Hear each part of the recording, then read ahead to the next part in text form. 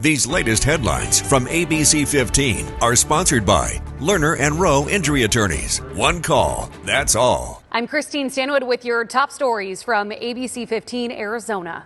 But first at 3, traffic is moving for the afternoon commute, but it's a much different look than this morning's gridlock when part of I-10 was shut down because of a homicide investigation. It all started late last night when police there say that there was a fight at Main Event in Tempe.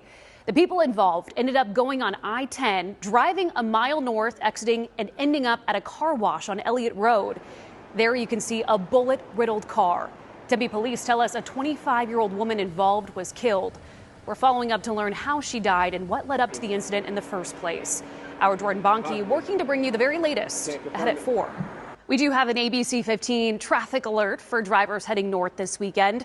Crews will be wrapping up the I-17 improvement project, so you can't expect to see some delays here. ADOT says starting Friday, drivers should see closures starting with the Loop 303 to State Route 74. Officials say the closures are expected to last over the next 4 weekends.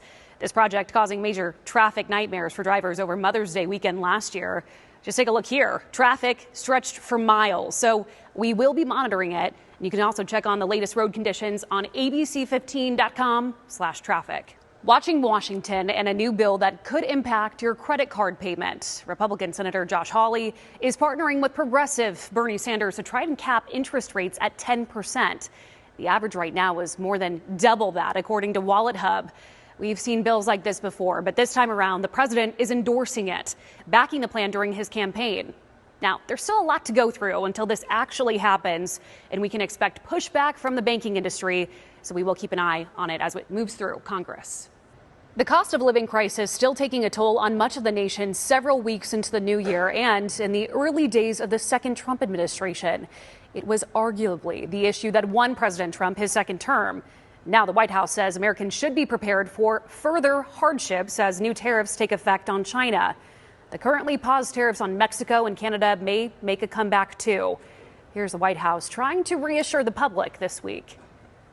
Well, the president is doing everything he can, obviously, to reduce the cost of living crisis in this country as quickly as possible. That's why he signed a litany of executive orders across the board. In the first couple of weeks here, he declared a national energy emergency. He committed to cutting 10 regulations for every new one on the book. Now, an analysis from the Budget Lab finding if implemented, those tariffs alone could wipe $1,200 in income from the average American family, affecting everything from gas prices to groceries, building materials, and electronics components.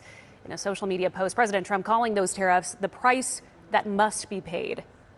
Uplifting Arizona, the Arizona Humane Society is giving shelter dogs a new leash on life, turning doggy field trips into a mission to find them a new home.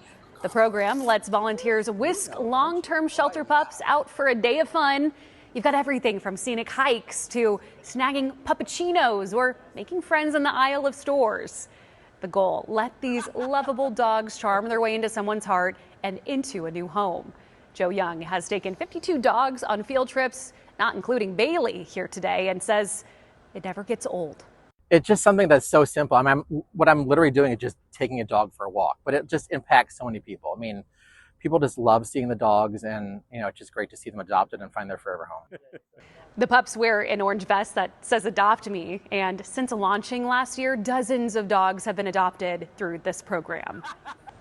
Tracking your forecast, I'm Chief Meteorologist Amber Sellins. We've got some more clouds coming in tomorrow, but overall it's looking like a beautiful day here in the valley. We're going to start out in the 50s, end up in the 70s, still well above the average of 70 for this time of year, with Phoenix making it up to 78 degrees. Winds for us light, but once again we're picking up those breezy to windy conditions along the I-40 corridor, Mogollon Rim, and across northeastern Arizona. Sustained winds up to 25, maybe even 30 miles per hour, and gusts close to 40 in that part of our state for tomorrow. The storm system passing to our north, picking up those winds. It will not bring us any rain or snow. All of that's going to stay farther north. But another one right behind it just might. As this digs down, we might see a few showers, even some snow showers for parts of the high country, with continuing chances in the high country toward the end of next week. Even here in Phoenix, with another storm system coming in, we might get a little bit of rain. The chance is slim, but in there at 10% right now starting next Thursday.